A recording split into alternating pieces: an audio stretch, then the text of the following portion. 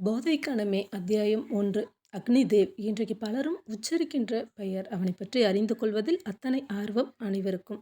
Direction கற்றுக்கிட்டது இங்கே எல்லாம் கிடையாது. London film academy. அங்கே சீட் கிடைப்பதே அரிது. அவனுக்கு எளிதாக கிடைத்தது. அங்கும் கூட கோல்டு மெடலிஸ்ட். இவன் திரும்ப வந்து சினிமா இண்டஸ்ட்ரியில் நுழைந்தபோது நிறைய பேருடைய கவனம் இவன் பக்கம்தான் இருந்தது.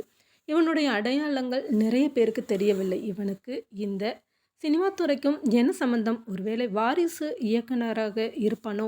இது போல நிறைய புரளி இருந்தது. இவனிடம் இது சம்பந்தமாக கேள்வி கேட்டபோது இவனுடைய பதில் ஒன்றே ஒன்றுதான். எனக்கு இங்கே யாரையும் தெரியாது. சினிமா துறை எனக்கு புதுசு. என்னுடைய தாத்தா விவசாயி, என்னோட அப்பாவும் அதுபோல தான். 2 பேருக்குமே ஓவியத்தின் மேலே ஆர்வம் அதிகம். தற்சமயம் அப்பா உயிரோடு இல்லை, தாத்தா மட்டும் இருக்கிறார். அவங்களோட ஆசீர்வாதத்தோட நான் படிக்க போனேன். இதோ இப்போ திரும்ப வந்திருக்கிறேன். அறிமுகமான சில நாட்களில் முதலாவது படத்தின் வெற்றி கொண்டாட்டத்தின் போது அவன் பகிர்ந்து கொண்டது. அதன் பிறகு அவனுடைய சொந்த விஷயங்களை பற்றி எங்குமே சொன்னது கிடையாது. இளைஞர்கள் மட்டுமல்ல, பெண்களும் கூட அவனுக்கு ஒட்டுமொத்த ரசிகையாக இருந்தனர். எவ்வளவு டேலண்ட் தெரியுமா? இந்த சின்ன வயசில் இந்த அளவுக்கு உயர்றதுன்னா சும்மாவா? அக்னிதேவ் 30களின் தொடக்கத்தில் இருந்தான். இளமை இவனோடு மட்டுமல்ல, இவனுடைய படத்தில் இன்னமும் துள்ளி விளையாடியது. அதிர்ஷ்டமும் கொஞ்சம் வேண்டும். அவனுக்கு நிறையவே இருந்தது. அதுவும் சரிதான். எடுக்கிற எல்லா படமும் அடல்ட்ஸ் ஒன்லி படம் தான். எல்லா படமுமே சர்டிஃபிகேட்டோட தான் ரிலீஸ் ஆகுது. ஆனால் பெண்களும் அந்த அளவுக்கு ரசிகையாகிறாங்கன்னா நிச்சயமாக அதிர்ஷ்டம் இருக்கும் தானே.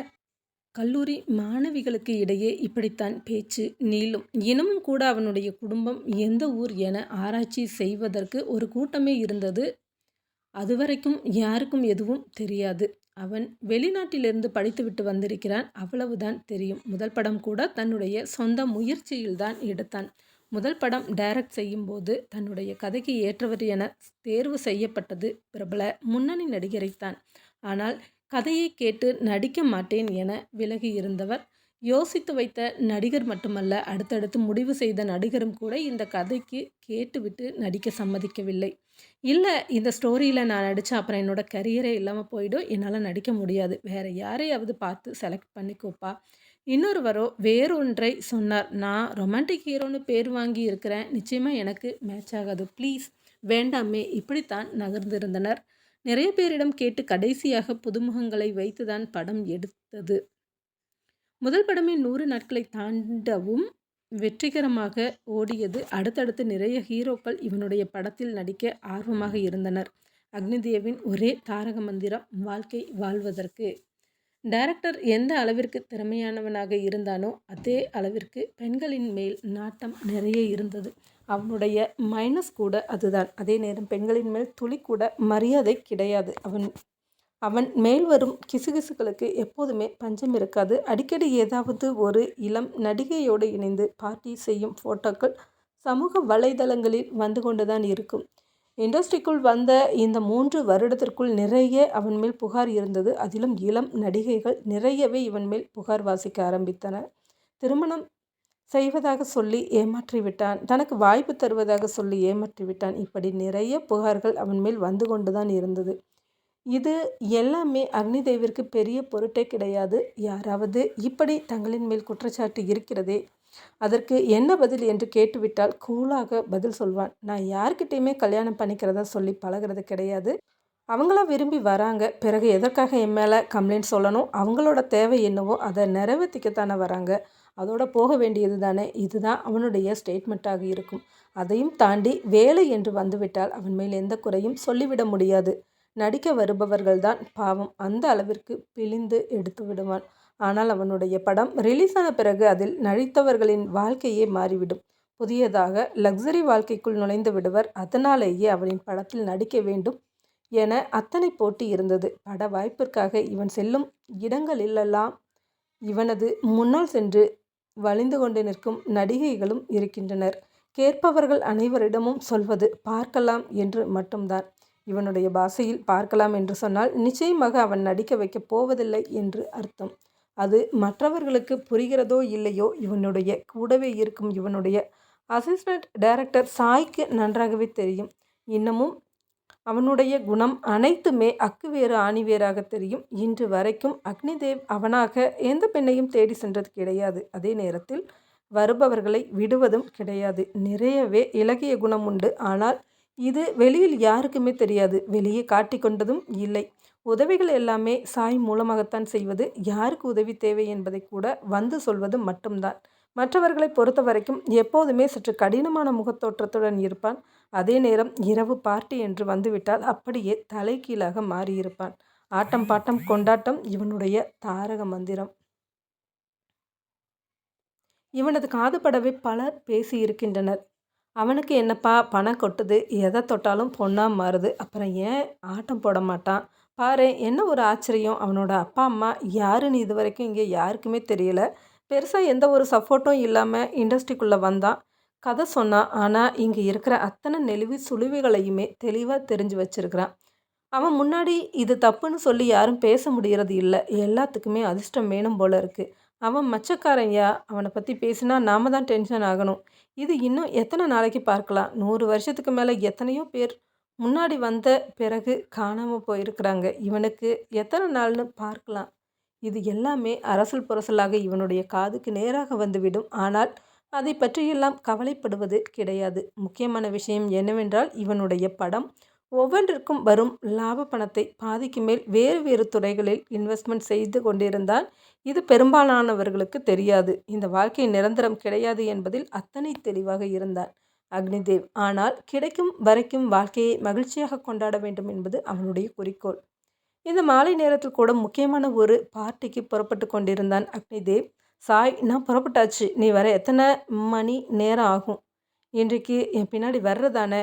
புறப்பட்டாச்சு சார். இன்னும் 10 நிமிஷத்தில் உங்கள் முன்னாடி இருப்பேன். எத்தனையோ தடவை உன்கிட்ட சொல்லியாச்சு என் கூட தங்கிடு அப்படின்னு. நீ கேட்குற மாதிரியே இல்லை.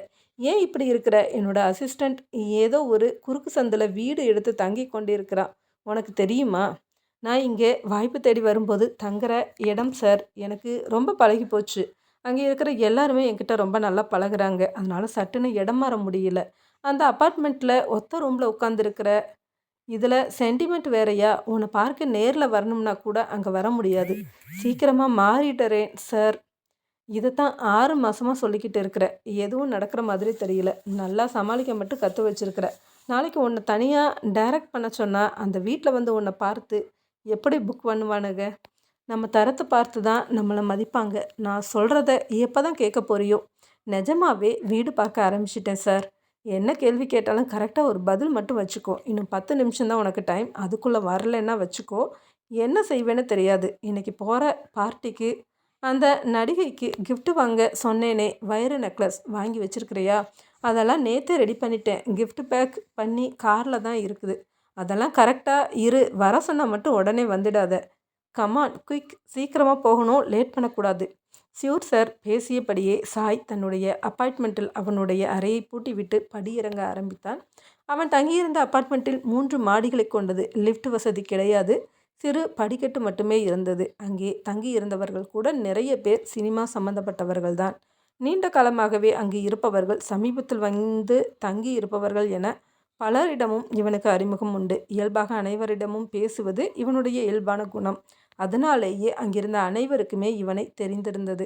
வேகமாக படியிறங்கி வரும்போது அவனுக்கு எதிரே அதே அப்பார்ட்மெண்ட்டில் குடியிருக்கும் பெரியவர் வந்து கொண்டிருந்தார். ஹலோ ரவீந்தர் அங்கிள், என்ன நீங்கள் மட்டும் தனியாக வந்துட்டுருக்கிறீங்க? இன்றைக்கு உங்கள் பொண்ணு காய்கறி வாங்கிட்டு வரலையா? மிதுன் எப்படி இருக்கிறான்? காலையிலேயே முக்கியமான வேலைன்னு புறப்பட்டு போனால் இன்னமும் திரும்பி வரல. மிதுனை நினச்சாதான் ரொம்ப கவலையாக இருக்குது. அவனோட முகத்தையே என்னால் பார்க்க முடியல. எங்கேயோ புறப்பட்டு போகிற போல் இருக்குது. உங்கள்கிட்ட எதுக்கு வருத்தப்படுற மாதிரி செய்தியை சொல்லணும்? நீ புறப்பட்டு போ. நான் தான் ஏற்கனவே சொன்னேன்ல அங்கிள், வாய்ப்புக்காக வெளியே ஏன் அலையணும்? எங்கள் டைரக்டரை வந்து பார்க்க சொல்லுங்கள். நான் மறுபடியும் உங்கள் பொண்ணுக்கிட்ட பேசுகிறேன். உங்கள் டைரக்டர்கிட்ட வாய்ப்புக்காக வர்றதுக்கு அவளுக்கு துளி கூட விருப்பம் இல்லையே. நான் என்ன செய்கிறது? அவளுக்கு ஏனோ அக்னிதேவ சுத்தமாக பிடிக்கல.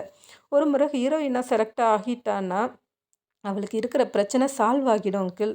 அதுக்காக தான் பார்க்குறேன். இன்றைக்கு தம்பிக்கு ட்ரீட்மெண்ட் பார்க்குறதுக்காக எவ்வளவு பணத்தை செலவு பண்ணிக்கிட்டு இருக்கிறா. ஒவ்வொரு தடவையும் கடன் கேட்டு நிம்மதி இல்லாமல் சுற்றிக்கிட்டு இருக்கிறா.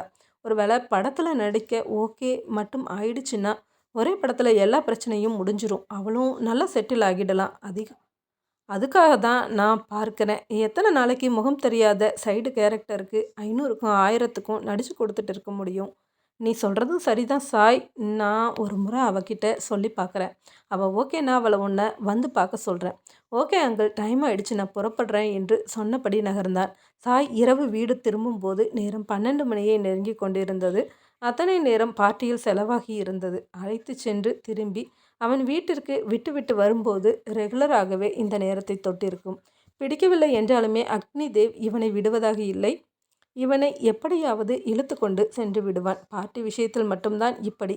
மற்ற வகையில் அக்னி தேவை எந்த குறையும் சொல்லிவிட முடியாது. இவனும் நிறைய முறை அக்னி தேவிடம் பேசியிருக்கிறான். இதெல்லாம் எதற்காக சார்? பணம் இருக்குது, புகழ் இருக்குது, அதை சரியான வழியில் பயன்படுத்திக்கலாம் இல்லையா? எதுக்காக இப்படி பேரை கெடுத்துக்கிறீங்க? இவன் ஒவ்வொரு முறை சொல்லும் போதும் இவனுக்கு அக்னிதேவின் புன்னகை மட்டுமே பதிலாக கிடைக்கும். கவனித்த வகையில் எந்த பொண்ணையுமே உங்களுக்கு பிடிச்ச மாதிரி தெரியல. பிறகு ஏன் உங்களோட பேரை கெடுத்துக்கிறீங்க?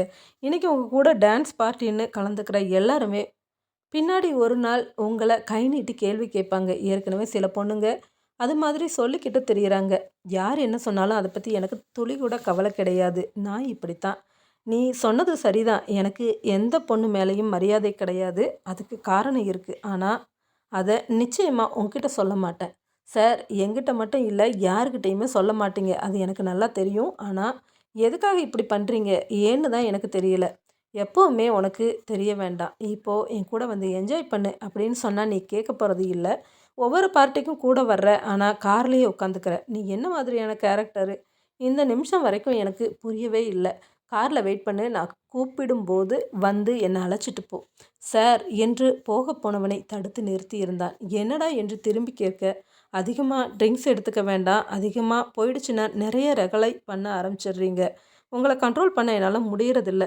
புரியுது புரியுது என சொல்லிவிட்டு நகர்ந்தான். என்னதான் சொல்லிவிட்டு சென்றாலும் வரும்போது முழு போதையில் பார்ட்டி நடந்த காலை நன்றாகவே புரட்டி போட்டுவிட்டு தான் வருவது.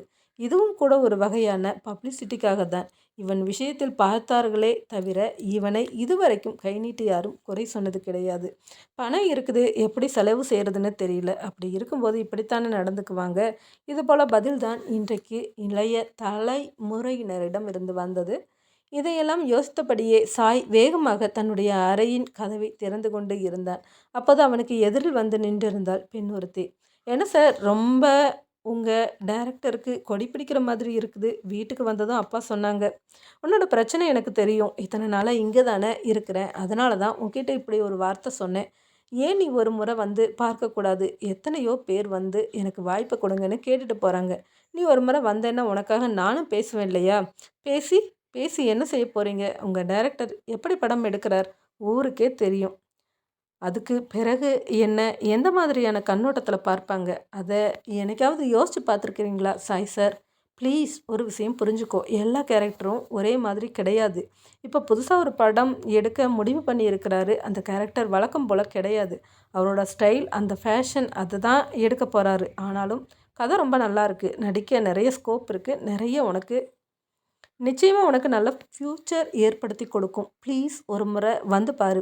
இத்தனை தூரம் சொல்கிறதால நான் கொஞ்சம் யோசித்து சொல்கிறேன். Okay bye. ஆமாம், ஏன் இன்னும் நீ தூங்காமல் சுற்றிக்கிட்டு இருக்கிற? உங்களுக்கு தெரியாததா? தம்பிக்கு நாளைக்கு காலையில் மறுபடியும் ஹாஸ்பிட்டல் அழைச்சிட்டு போகணும். அவன் பயங்கர அரகண்டாக இருக்கிறான். அவனை சமாளிக்கிறதே பெரிய கஷ்டமாக இருக்குது. இவ்வளவு நேரம் அவன் கூட போராடிட்டு வெளியே வரும்போது தான் நீங்கள் வர்றதை பார்த்தேன். சரி என்னென்னு கேட்டுட்டு போயிடலாமேன்னு அப்படியே வந்தேன். ஓகே போய் தூங்கு. தம்பிக்கு என்ன தான் சொல்கிறாங்க? ஏற்கனவே சொல்லி இருக்கிறேனே, அவனுக்கு 2 கிட்னியுமே பழுதாகிடுச்சு. தம்பி அவன் பேரில் தான். அப்பா அவரோட வேலை விஷயமா வெளியே சுற்றிக்கிட்டு இருந்தாங்க. நான் படிப்பு வீடுன்னு இருந்தேன். அவனுக்கு அளவுக்கு அதிகமான சுதந்திரம், கூடவே அப்பா கேட்கும் போதெல்லாம் கொடுத்த பணம், பான் பராக் கஞ்சான்னு வேறு பாதைக்கு போனது யாருக்குமே தெரியல. கவனித்து கண்டிக்கும் போது எல்லாமே கைமீறி போயிடுச்சு. 2 கிட்னி ஃபெயிலியர் ஆகியாச்சு. இப்போ வாரத்துக்கு ஒரு தடவை டயாலிசிஸ் பண்ண வேண்டிய சூழ்நிலை. அவனை அழைச்சிட்டு கவர்மெண்ட் ஹாஸ்பிட்டல் போக முடியாது. உங்களுக்கு தெரியுமே, ப்ரைவேட்டில் தான் பார்த்து கொண்டு இருக்கிறேன். செலவு கொஞ்சம் அதிகம்தான். ஆனால் அவனை காப்பாற்ற போராடிக்கிட்டு இருக்கிறேன். கொஞ்சம் பணம் கிடச்சிதுன்னா கிட்னி மாற்று அறுவை சிகிச்சை செய்யலாம். அவனுக்கு ஏற்ற டோனரை தேடலாம். ஆனால் கையில் தச்சமயம் பணம் இல்லை. அதனாலேயே டிலே ஆகிக்கிட்டு இருக்குது. இப்போ கூட அது சம்மந்தமாக தான் சுற்றிக்கிட்டு இருக்கிறேன். யாருக்குமே வீட்டில் என் பேரில் அக்கறை இல்லை. என்னை சாகடிக்க போகிறீங்க இப்படியெல்லாம் கத்துறான். ஒரே மாதிரியாக சமாதானம் சொல்லியிருக்கு. பார்க்கலாம். Okay, good night. நீங்கள் தூங்குங்க. என்னோட பிரச்சனையை என்னைக்குமே தீராது சொல்லிவிட்டு நகர சற்று அனுதாப பார்வை பார்த்து வைத்தான் சாய். போதைக்கணமே அத்தியாயம் 2. அகலிகா 23 வயது, அழகுப்பாவை, மொத்த சுறுசுறுப்புக்கும் சொந்தக்காரி, நடனத்தில் அளவுக்கு அதிகமான ஆர்வம், கவிதை பேசும் கண்கள். பிரம்மனின் பிரத்யேகமான தயாரிப்பு யாரென்றால் அவளைத்தான் சொல்லலாம். அத்தனை வசீகரமான பெண் அவள். எந்த உடை போட்டாலும் அந்த உடைக்கே பொருத்தமாக தோற்றத்தோடு பிறந்தவள் இவள் மட்டும்தான் என்று சொல்வது போல உடல் அமைப்பு, லேசான சுருள்முடி, அதே நேரம் சற்று நீளமாக வளர்த்தி இருந்தாள். பெரிய படிப்பெல்லாம் படிக்கவில்லை, பெயரளவிற்கு ஒரு டிகிரி. நினைத்தால் சிறு சிறு நிறுவனத்தில் ஏதாவது வேலை செய்யலாம். ஆனால் தற்போதைய தேவைக்கு பணம் பத்தாதே. சினிமா வாய்ப்புக்காக அலைவதற்கு கூட முக்கிய காரணம் தன்னுடைய தம்பி மட்டுமே. தந்தைக்கு ஏற்கனவே வயதாகி இருந்தது. தற்சமயம் அவரால் எந்த வேலையும் செய்ய முடியாது. இன்னமும் சொல்லப்போனால் கிட்டத்தட்ட 10 ஆண்டுகளாக சற்று ஓய்வாகத்தான் இருக்கிறார். ஆரம்பத்தில் வேலை செய்தது சினிமா துறையில்தான். சினிமாவில் நடிகை ஒருவருக்கு மேக்கப் மேனாக இருந்தார். ஆரம்பத்தில் நல்ல வருமானம் வந்து கொண்டிருந்தது. பிரச்சனைகள் எதுவும் பெரிதாக இருக்கவில்லை. 2 குழந்தைகள் மட்டுமே அப்போது அவரை நம்பியிருந்தனர். மனைவி கிடையாது. வேலையில் எப்போதும் பிஸியாக இருந்தார். பெரும்பாலும் அகலிகா தம்பியை பார்த்து கொள்ளும் பொறுப்பை ஏற்றிருந்தார். அளவான வருமானம்தான். நிறைய எப்போதுமே சம்பாதித்தது கிடையாது. சம்பாதிக்கும் பணத்தை கூட சேர்த்து வைக்கும் குணம் அவருக்கு சுத்தமாக இல்லை.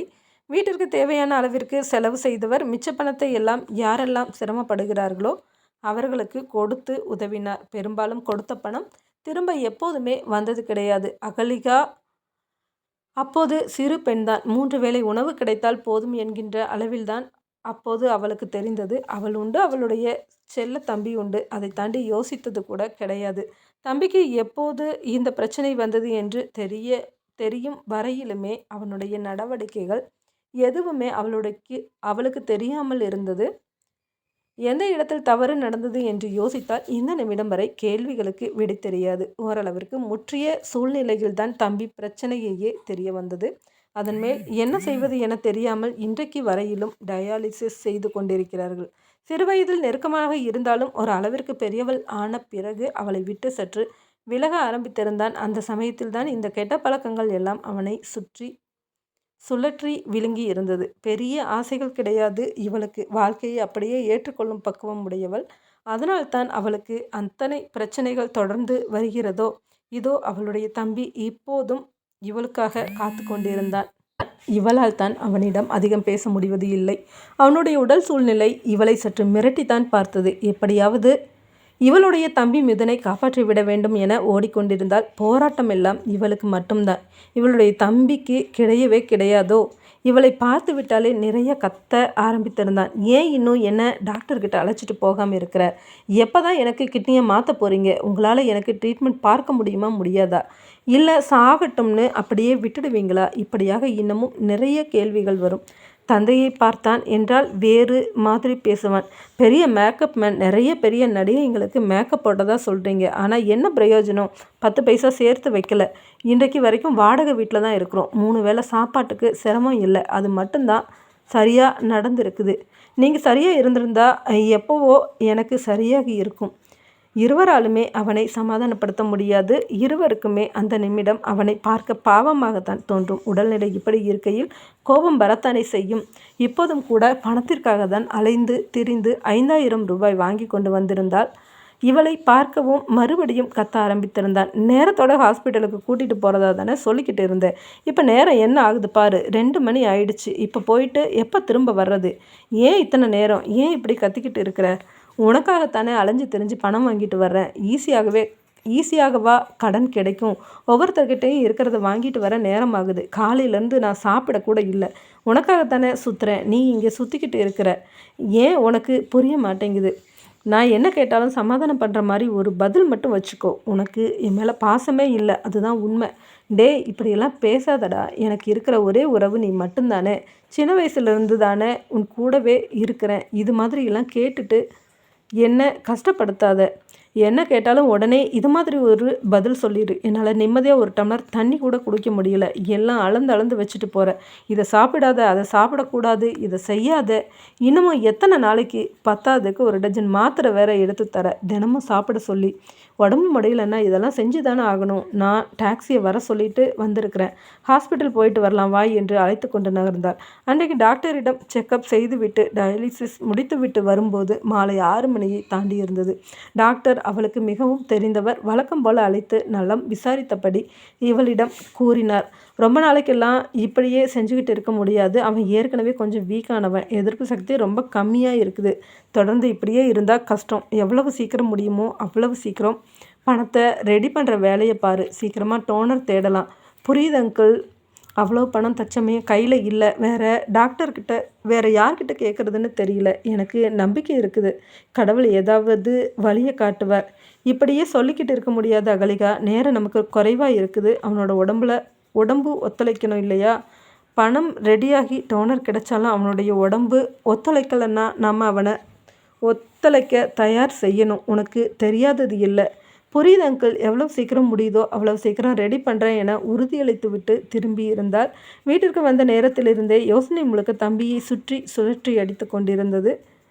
இங்கும் அங்குமாக யோசனையோடு நடைபயின்று கொண்டிருந்தாள்.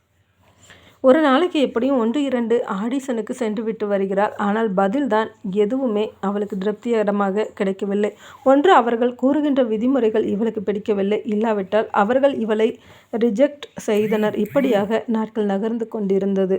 சிறு சிறு வேடங்களில் கூட்டத்தோடு நின்றுவிட்டு அன்றைக்கு கொடுக்கின்ற பணத்தை வாங்கி கொண்டு வந்து கொண்டிருந்தால் அதுவும் கூட ஹாஸ்பிட்டல் செலவிற்கு இப்படி மொத்தமாக வாங்கும்போது திருப்பி கொடுப்பதற்கு சரியாக இருந்தது. அவளுடைய தந்தையும் இந்த தள்ளாத வயதில் அவரால் முடிந்த அளவிற்கு ஏதாவது வேலை செய்துவிட்டு செலவை பார்த்து கொண்டார். இப்படியாக நாட்கள் நகர்ந்தது. அந்த நேரத்தில்தான் மறுபடியும் சாய் இவளை அழைத்திருந்தான். அகலிகா, இன்றைக்கு நீ எங்கள் டைரக்டர் சாரை வந்து பாரா என்று கூற முதலில் இவளுக்கு விருப்பம் அவ்வளவாக இல்லை. ஆனால் வீட்டில் தம்பியின் நிலை கொஞ்சம் யோசிக்க வைத்தது. கண்களுக்கு முன்னால் பார்த்து கொண்டிருக்கிறாளே. சற்று யோசித்தபடியே எங்கே வந்து பார்க்கணும் என்று திரும்ப கேட்டான். இன்றைக்கு ஏதோ ஒரு பார்ட்டி இருக்கிறதா சொல்லி இருக்கிறாரு. அந்த பார்ட்டி ஹாலுக்கு வர முடியுமா? பார்ட்டி ஹாலுக்கா? நீ நினைக்கிற மாதிரி எதுவும் கிடையாது. என்னை நம்பி வரலாம். சாரோட ஃப்ரெண்டு ஒருத்தருக்கு பிறந்தநாள் இன்றைக்கு. சார் தான் பார்ட்டி தர்றார். நண்பர்கள் மட்டும்தான் அங்கே வருவாங்க. அதனால் தைரியமாக நான் உன்னை கூப்பிட்றேன். பெருசாக எதுவும் செய்ய வேண்டாம். நான் எப்படியும் முன்னாடி தான் இருப்பேன். உன்னை அழைச்சிட்டு போய் சாருக்கு அறிமுகப்படுத்தி விடுறேன். நிச்சயமாக ஏதாவது நல்ல வாய்ப்பு கிடைக்கும். தற்சமயம் உன்னுடைய பிரச்சனைக்கு தீர்வுக்கான வழியை தானே பார்க்கணும். அங்கிளை இன்றைக்கு காலையில் மறுபடியும் பார்த்தேன். மிதுன் ரொம்ப சத்தம் போடுறதா வருத்தப்பட்டு சொல்லிக்கிட்டு இருந்தாங்க. மிதுனை கூட வந்து வீட்டில் பார்த்தேன். முன்ன மாதிரி இல்லை, ரொம்ப மெலிஞ்சு போன மாதிரி இருக்கிறான். இந்த மாதம் பார்க்கறதுக்கு 100 வித்தியாசம் தெரியுது. ரொம்ப உடம்பு குறைஞ்சிக்கிட்டு இருக்குது. இப்படியே விட்டால் ஐ எம் சாரி, எனக்கு பதில் சொல்ல தெரியல அகலிகா. அதனால தான் இந்த முடிவை எடுத்தேன். ப்ளீஸ் ஒரு முறை வந்துட்டு போ. எத்தனை மணிக்கு வரணும்? சாயங்காலமாக 7 மணி சொல்லியிருக்கிறாரு. உன்னை 8 மணி போல் ஃபோனில் கூப்பிட்றேன். ஒரு தடவை மட்டும் வந்து பார்த்துட்டு உடனே நீ கிளம்பிக்கலாம். ஏதாவது டாக்ஸி புக் பண்ணிவிட்டு வா. வெயிட்டிங் போட்டுட்டு உள்ளே வந்தால் கூட போதும். ஜஸ்ட் 5 நிமிஷம் மட்டும்தான். மற்ற நேரங்களில் சாரை பிடிக்க முடியாது. உனக்கே தெரியுமே, கொஞ்சம் பிஸியாக இருக்கிறவர். காலையில் ஆஃபீஸ் வேலையில் பிஸியாக இருப்பாங்க. இந்த மாதிரி டைமில் பிடிச்சாதான் உண்டு. ஓகே, சரியா 8 மணிக்கு வர்றேன் என்று சொல்லிவிட்டு ஃபோனை வைத்தால் தன் தந்தையிடம் அங்கே செல்லப்போவதை பற்றி சொல்ல சற்று யோசித்தவர், சரி பார்த்து போயிட்டு வா, லேட் பண்ணிடாதே என்று மட்டும் கூறினார். இரவு 8 மணிக்கு புறப்படும் போது மிகவும் கோபமாக மிதுன் கத்தி கொண்டிருந்தான். இங்கே ஒருத்தன் உடம்பு சரியில்லாமல் கட்டளை விட்டு இறங்க முடியாத அளவுக்கு படுத்து கிடக்கிறேன். அதை பற்றியெல்லாம் உங்களுக்கு கவலை இல்லை. எங்கேயோ மேக்கப் போட புறப்பட்டாச்சு. நீ ஜாலியாக ஊர் சுற்றுற. வழக்கமாக பேசுவது போல் எல்லாம் இல்லை. இன்றைக்கு மிகவும் கோபமாக ஆக்ரோஷமாக கத்த ஆரம்பித்திருந்தான். அப்படியெல்லாம் இல்லைடா, உனக்காகத்தான் நான் இன்றைக்கு அங்கே போகிறேன். ஒரு வேளை வாய்ப்பு கிடைச்சா இன்னமும் 10-15 நாளில் உனக்கு எல்லாமே சரி பண்ணிடலாம். அவள் தன்மையாகத்தான் கூறினாள். அதற்கு எல்லாம் மிதுன் சம்மதிக்கவில்லை. ஏதோ இன்றைக்கு அளவுக்கு அதிகமான டென்ஷனில் இருக்க வாய்க்கு வந்தபடி கத்திக்கொண்டிருந்தான். எப்படி சமாளிப்பது என அவளுக்கு தெரியவில்லை. இப்போ மட்டும் என்னை விட்டுட்டு போனேன்னு வச்சுக்கோயே, என்ன செய்வேன்னு எனக்கு தெரியாது. உன்னோட வாழ்க்கையில் நீ என்ன பார்க்குற கடைசி நிமிஷம் இதுவாக தான் இருக்கும். திரும்பி வரும்போது நான் உயிரோடவே இருக்க மாட்டேன். இயலாதவர்களின் மிரட்டல் தானே இது. நேரம் நகர்ந்து கொண்டிருந்தது. கிளம்புவதற்கான வழி தெரியவில்லை. தந்தை வழியே சென்றிருந்தார். அவர் வந்துவிட்டார் என்றால் இவனை அவரிடம் ஒப்படைத்து விட்டு செல்லலாம். இப்படியாக யோசித்தபடியே அவனுக்கு எதிரில் இருந்த சேரில் அமர்ந்து கொண்டாள். அவருடைய தந்தை வீட்டிற்கு வரும்போது 9 மணியை நெருங்கி இருந்தது. தந்தை வரவும் சுருக்கமாக சொல்லிவிட்டு புறப்பட தயாரானாள். நேராக வந்தவர் மிதுனிடம், உனக்காகத்தானே அவ இப்படி அலைஞ்சு கொண்டிருக்கிறா, உனக்கு ஏன் புரிய மாட்டேங்குது?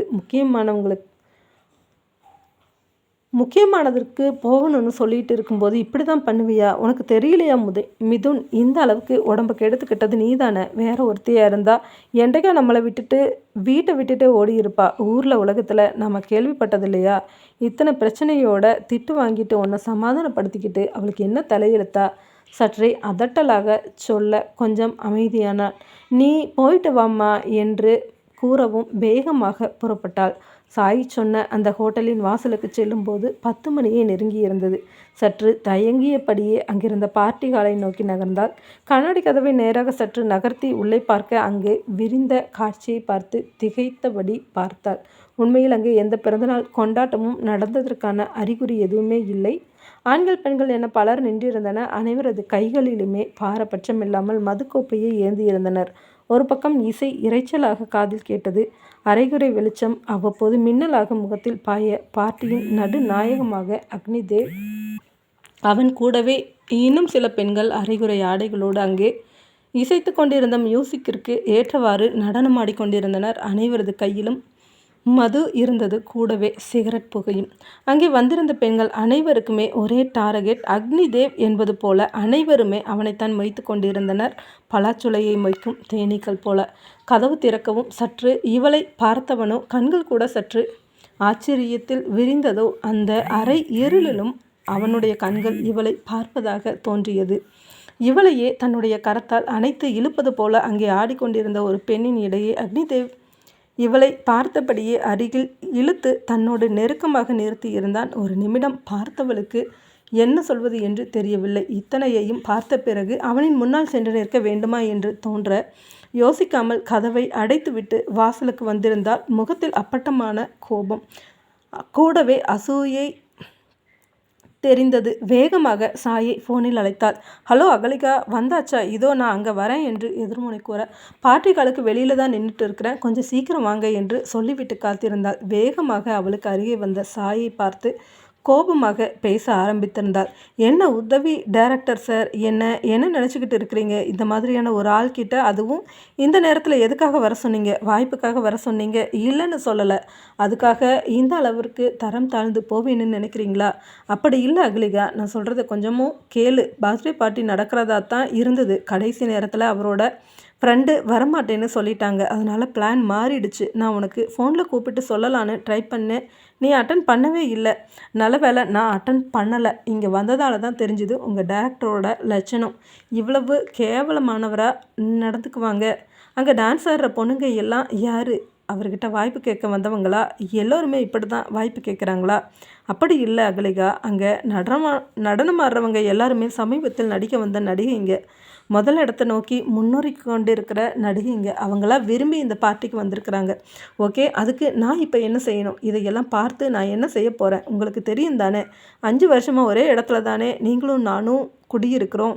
நான் எப்படிப்பட்டவன்னு உங்களுக்கு தெரியும் தானே.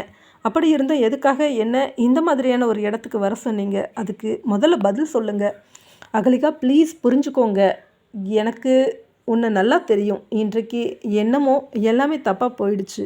உன் பிரச்சனைக்கு எனக்கு நல்லா தெரியும். ஏதாவது உதவி செய்யலான்னு தான் இங்கே வர சொன்னேன். ஆனால் இங்கே எல்லாம் மாறிப்போச்சு. இனிமேல் நான் என்ன சொன்னாலும் நீ கேட்க போகிறதில்ல.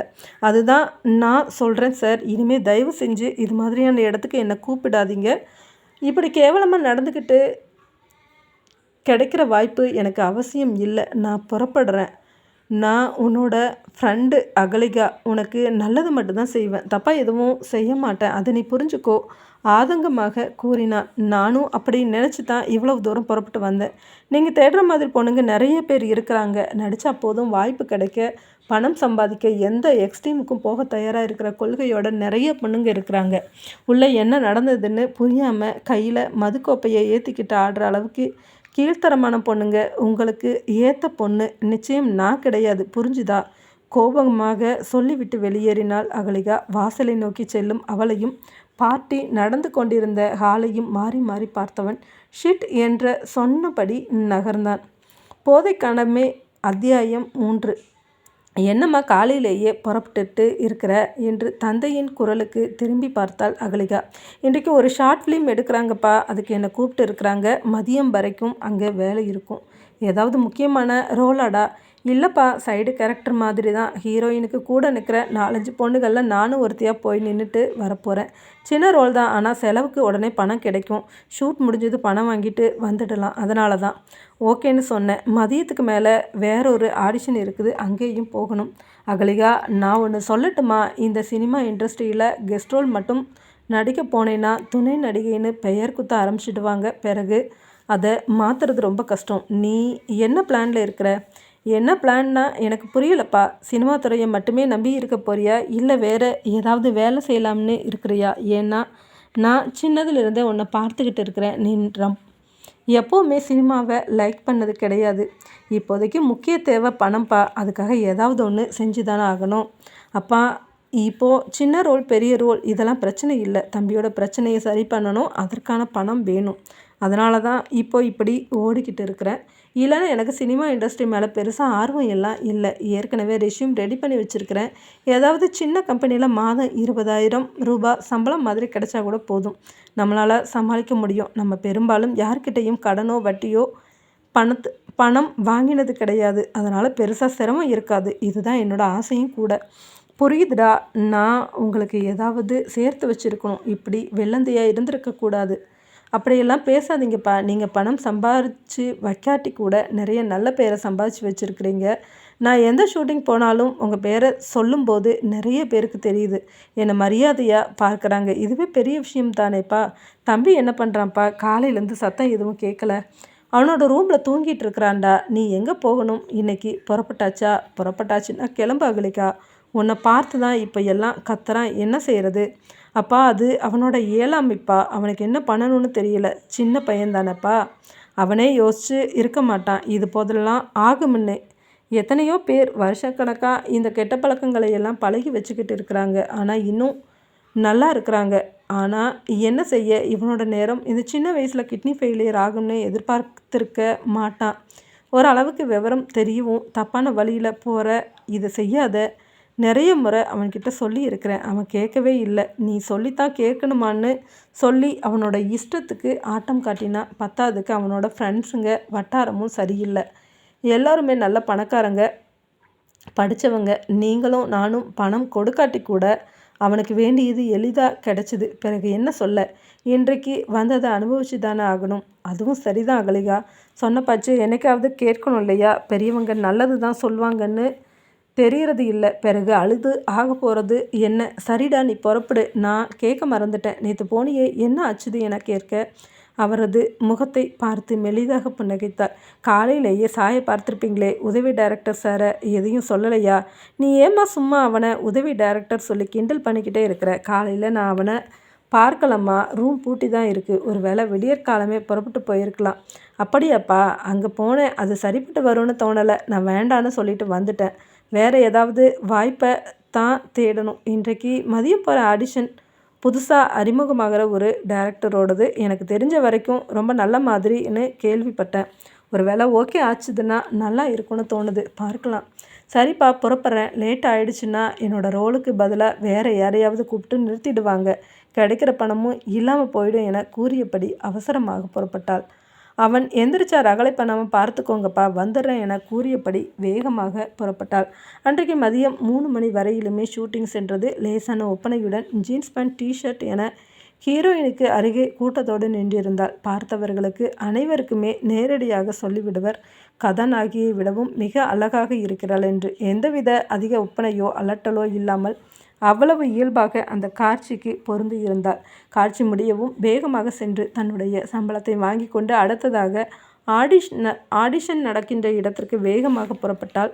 ஆட்டோவில் ஏறி புறப்பட்டவளுக்கு அப்படியே கையில் எவ்வளவு பணம் இருக்கிறது என்று தான் மனம் கணக்கிட்டது. இன்னமும் 4 நாட்களுக்கு மறுபடியும் தன்னுடைய தம்பியை அழைத்து கொண்டு டயாலிசிஸ் செய்வதற்கு போக வேண்டும். இந்த முறை யாரிடமும் கடன் வாங்காத அளவிற்கு இருந்தால் நன்றாக இருக்கும். இப்படித்தான் அந்த நிமிடம் அவளுடைய மனம் கணக்கிட்டது. அங்கே ஆடிஷன் நடப்பதாக சொல்லியிருந்த ஹோட்டலின் வாசலுக்கு சென்றதும் இறங்கியவள் வேகமாகச் செல்ல அன்றைக்கு ஏனோ அங்கே ஆடிஷன் நடைபெறவில்லை. வாசலிலேயே ஒருவரை மட்டும் அமர்த்திவிட்டு சென்றிருந்தனர். வருபவர்கள் எல்லோருக்கும் அங்கிருந்தவன் பதில் சொல்லி கொண்டிருந்தான். ஆடிஷன் இன்னமும் 4 நாட்கள் கழிச்சு வச்சிருக்கிறாங்க, இன்றைக்கு இல்லை, 4 நாட்கள் கழித்து இதே இடத்துக்கு வாங்க என்று சொல்ல சற்று சலிப்பாகவே மறுபடியும் வீடு நோக்கி புறப்பட்டாள். வீட்டிற்கு செல்ல இப்போதும் கூட அவளுடைய தம்பி தூங்கி கொண்டுதான் இருந்தான். தந்தையோ அருகே எங்கேயோ சென்றிருந்தார். யோசனையோடு வீட்டு ஹாலில் அமர்ந்திருந்தாள். அப்போது சாய் மறுபடியும் அவளை அழைத்திருந்தான். ஹலோ அகலிகா, நான் ஏற்கனவே சொன்னேன் இல்லையா, எங்கள் டைரக்டர் படம் எடுக்கிறார், ஆடிஷன் சீக்கிரமாக இருக்கும்னு சொல்லியிருந்தேன் இல்லையா, 2 நாளில் ஆடிஷன் வைக்க சொல்லியிருக்கிறாங்க, நீ நேராக ஆடிஷனுக்கு வர முடியுமா? சாய், நான் ஏற்கனவே என்னோட முடிவை சொல்லிட்டேன் இல்லையா, உங்கள் டைரக்டர்கிட்ட எல்லாம் வேலை செய்ய முடியாது. நிச்சயமாக அவர் பொண்ணுங்களை போகப்பொருள் மாதிரி தான் காட்ட போகிறாரு. அப்புறம் அங்கே வந்து நான் என்ன செய்கிறது? இப்படி ஒரேடியாக குறை சொல்லாத அகலிகா, அப்படியெல்லாம் எதுவும் கிடையாது. இந்த முறை நல்ல ஸ்கிரிப்ட் கிடச்சிருக்கு. நிச்சயமாக இதில் நடிக்கிற எல்லாருக்குமே நல்ல பேர் கிடைக்கும். அதனால் தயங்காமல் தயவு செஞ்சு புறப்பட்டு வா. நிச்சயமாக ஆடிஷனுக்கு நீ கலந்துக்கிட்டா தேர்வாகிடுவே, எனக்கு நம்பிக்கை இருக்குது. பத்தாவதுக்கு நானும் எங்கள் டைரக்டர் சார்கிட்ட உன்னை பற்றி சொல்கிறேன். நிச்சயமாக நல்லது நடக்கும், நம்பலாம். பேசும்போது எல்லாமே நல்லா தான் இருக்குது சாய். எந்த நம்பிக்கையில் அங்கே வர சொல்கிறீங்க? நேற்று தான் பார்ட்டியில் பார்த்தேனே, எப்படி உங்கள் டைரக்டர் சார் நின்றுக்கிட்டு இருந்தாங்கன்னு. அப்படிப்பட்டவர்கிட்ட எப்படி என்னால் அக்ரிமெண்ட் போட்டு நடித்து கொடுக்க முடியும்? என்னப்பா கவனிச்சுக்கிட்டு இருக்கிறீங்க? அவன் அப்படித்தான். அப்படி என்ன தான் சாப்பிட்டான்? 6 நாளைக்கு ஒரு முறை அழைச்சிட்டு போனோம். இது வரைக்கும் 5 நாள் கூட முழுசாக முடியல. கை காலெல்லாம் இப்போவே வீங்க ஆரம்பிச்சிடுச்சு. தண்ணீர் நிறைய குடிக்கிறானா? நீ ஏன் சும்மா அப்பாவை சத்தம் போடுற? எப்படியும் என்னை அப்படியே விடத்தானே போகிறீங்க. நிச்சயமாக நீ என்னை காப்பாற்ற போகிறதில்ல. அது எனக்கு நல்லா தெரிஞ்சு போச்சு. அதனால தான் என் இஷ்டம் போல் நிறைய தண்ணியை குடித்தேன். இப்போ என்னங்கிற? ஏன்டா இப்படி படுத்துற? உனக்காகத்தானே ஓடிக்கிட்டு இருக்கிறேன். உனக்கு புரியலையா? சும்மா கதை சொல்லாத அகலிகா. நானும் இத்தனை நாளாக உன்னை பார்த்துக்கிட்டு தானே இருக்கிறேன். என்ன வேலை செய்கிற மாதிரி செஞ்சு கொஞ்சமாக தான் பணம் கொண்டு வர, அதை வச்சு என்ன செய்கிறது? எனக்கு நம்பிக்கையே விட்டு போச்சு அகலிகா. என்னை நீ நிச்சயமாக அப்படியே விட்டுட தான் போகிறேன். நான் நிச்சயமாக இறந்துடுவேன். உயிரோடு தான் வாழ போகிறது இல்லை. பைத்தியம் மாதிரி பேசாதடா. ஏன் இப்படியெல்லாம் உளறிக்கிட்டு இருக்கிற? உனக்கு தெரியாது. கை காலெல்லாம் வீங்கும்போது உடம்பெல்லாம் அங்கங்கே ரத்தம் கட்டின மாதிரி உள்ளுக்குள்ளே குத்தெடுக்குது தெரியுமா? எப்படி வலியாகுது தெரியுமா? உயிரோடு இருந்து இதெல்லாம் அனுபவிக்கிறது நரக வேதனை. உனக்கு எப்படி சொல்லி புரிய வைக்கிறது? இதோ இங்கே பாரு, நிரந்தரமாக டயாலிசிஸ்க்காகவே டியூப் போட்டு வச்சுருக்குறாங்க. அது ஒரு பக்கம் விண்ணு விண்ணுன்னு வலிச்சுக்கிட்டே இருக்குது. இந்த நரகத்துலேருந்து எனக்கு எப்போ தான் விடுதலை கிடைக்கும்னு இருக்குது. உங்களுக்கு என்ன? உங்கள் 2 பேருக்கும் என்னோடய வேதனை புரியாது. சொன்னவனின் கண்கள் கலங்கி கண்ணீர் வலிய ஆரம்பித்தது. அப்படியெல்லாம் பேசாதடா, எல்லாம் சரியாயிடும், நான் இருக்கிறேன்ல என்று அவனது தோளில் தட்டி கொடுக்க, நீ இருப்பக்கா, நான் இருப்பேனா? அதுதான் எனக்கு தெரியலை. அப்படியெல்லாம் பேசாதடா. எல்லாமே கேட்கவே முடியலை. என்னால் கேட்கவே முடியல. எல்லாமே சரியாயிடும். வழக்கம் போல் கால் டாக்ஸி புக் பண்ணிட்டேன். வந்தது நம்ம ஹாஸ்பிட்டல் போயிட்டு வந்துடலாம். இந்த தடவை டாக்டர்கிட்ட தெளிவாக பேசுகிறேன். உனக்கு தான் தெரியுமே, முதல் முறையாக உனக்கு கிட்னி ஃபெயிலியர் என்று தெரிய வரும்போது என்னோடய கிட்னி மேட்சாக இருந்தால் உனக்கு கொடுத்துடலாம் அப்படின்னு பார்க்க சொன்னேன்ல. என்னோடதும் உனக்கு மேட்ச் ஆகலை. அதனால தானே டிலே ஆகுது. இவள் சொன்னதை கேட்டு அமைதியாக அமர்ந்திருந்தான். கால் டாக்ஸி வரவும் அடுத்த 1/2 மணி நேரத்தில் புறப்பட்டிருந்தார்கள். வழக்கம் போலவே அன்றைக்கும் டயாலிசிஸ் வேலை வேகமாக நடந்து கொண்டிருந்தது. வெளியில் ஹாஸ்பிட்டலின் வரவேற்பறையில் அமர்ந்து கொண்டிருந்த அகலிகா இவள் பார்த்து கொண்டிருந்த போது சட்டென அந்த இடமே சற்று பரபரப்பாய் பூசிக்கொண்டது. செவிலியர் பெண்கள் வேகமாக டயாலிசிஸ் அறைக்குள் சென்றுவிட்டு வர சற்று பதட்டமானாள் அகலிகா. சிறிது நேரத்தில் எல்லாம் தலைமை மருத்துவர் கூட வேகமாக அங்கே அறைக்குள் சென்றிருந்தார். என்ன நடக்கிறது என்று இவளுக்கு சுத்தமாக தெரியவில்லை. இது ஓரளவிற்கு பெரிய மருத்துவமனை தான். ஒரே நேரத்தில் 2-3 பேர்களுக்கு டயாலிசிஸ் செய்யும் வசதி அங்கே இருந்தது. யாரோ ஒருவருக்கு எமர்ஜென்சி தேவைக்காக அனைவரும் ஓடிக்கொண்டிருக்கிறார் என்பது மட்டும் புரிந்தது. இவள் சற்று பதட்டமாக எழுந்து நின்று கொண்டிருந்தாள். இவளுக்கு அறிமுகமான டாக்டர் கூட வேகமாக அந்த அறைக்குள் சென்றிருந்தார். வேறு யாரையும் உள்ளே விடவும் இல்லை. பதட்டமாகவே நின்றிருக்க 10 நிமிடம் கழித்து ஒவ்வொருவராக வெளியே வர ஆரம்பித்தனர். நர்ஸ் ஒருவரை நிறுத்தியவள், என்ன ஆச்சு, ஏன் எல்லோரும் பதட்டமாக உள்ளே போனீங்க என்று கேட்க, ஒரு பேஷண்ட்டுக்கு கொஞ்சம் முடியாமல் போயிடுச்சு, 2 நிமிஷம் ஹார்ட் தன்னோட வேலை செய்கிறத நிறுத்திடுச்சு, பிறகுதான் இதய துடிப்பு வந்துச்சு. இப்ப நார்மலா இருக்கிறாங்க என்று சொல்லிவிட்டு போக, இவளுக்கு எதுவுமே புரியவில்லை. அடுத்த 1/2 மணி நேரத்தில் இவளை மருத்துவர் அழைத்து பேசினார். மிதுனோட நிலைமை கொஞ்சம் கிரிட்டிக்கல். இனிமேலும் தாமதிக்க முடியாது. எவ்வளவு சீக்கிரம் முடியுமோ அவ்வளவு சீக்கிரம் நாம ஆப்ரேஷன் பண்ணியாகணும். இன்றைக்கு அவருக்கு தான் முடியாம போயிடுச்சு. சில நிமிஷம் அவரோட இதயம் டயாலிசிஸ் வலி தாங்க முடியாம இயக்கத்தை நிறுத்திடுச்சு. டாக்டர், சாரி, எனக்கு இது சொல்ல சங்கடமாக தான் இருக்குது. சீக்கிரமாக அடுத்து என்ன செய்யணுமோ செய்க. இல்லாட்டி ஐ எம் ஸோ சாரி. நான் மிதனை மறந்துட வேண்டியது தான். கேட்டுவிட்டு வந்த நேரத்திலிருந்து மனம் ஒரு நிலையாக இல்லை அகலிகாவிற்கு. நிறைய பயந்தபடி சற்று பதட்டமாகவே இருந்தால். எப்படி தன்னுடைய தம்பியை வீட்டிற்கு அழைத்து வந்தாள் என்று கேட்டால் அவளுக்கே தெரியாது. நேராக வீட்டிற்கு சென்று தம்பியை அவனது படுக்கையில் படுக்க வைத்தால். இனி நேரம் இல்லை, வேகமாக செயல்பட வேண்டும். இப்படி முடிவு செய்தவளுக்கு முதலில் ஞாபகம் வந்தது சாயின் நினைவுதான். ஏற்கனவே அழைத்திருந்தது ஞாபகம் வர யோசிக்காமல் அவனுடைய நம்பருக்கு அழைப்பு விடுத்தாள். சொல்லு அகலிகா. நான் நல்லா யோசிச்சிட்டேன் சாய். நீங்கள் ஏற்கனவே சொல்லியிருந்தீங்க இல்லையா, உங்களோட ஆடிஷனுக்கு வர்றதா முடிவு பண்ணி இருக்கிறேன். எனக்கு நிச்சயமாக இந்த வாய்ப்பு கிடைக்கும் தானே? இனி யோசிக்க எதுவும் இல்லை. சான்ஸோ சாய்ஸோ கிடையாது. ஒரே ஒரு வாய்ப்பு தான் இருக்குது. ஒருவேளை அங்கே ஆடிஷனில் நான் செலக்ட் ஆகிட்டா உடனடியாக எனக்கு அட்வான்ஸ் பணம் கொடுத்துடுவாங்க தானே? ஏன் இவ்வளவு பதட்டமாக இருக்கிற? நீ நேராக வா, யோசிக்கவே வேண்டாம்.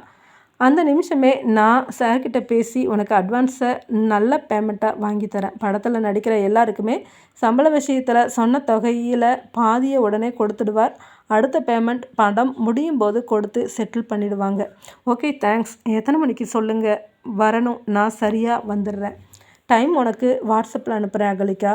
ஒரு மனதாக இதுதான் கடைசி முடிவு என முடிவெடுத்து இருக்க அங்கே நடக்கப் போவது அப்போது அவளுக்கு தெரியவில்லை.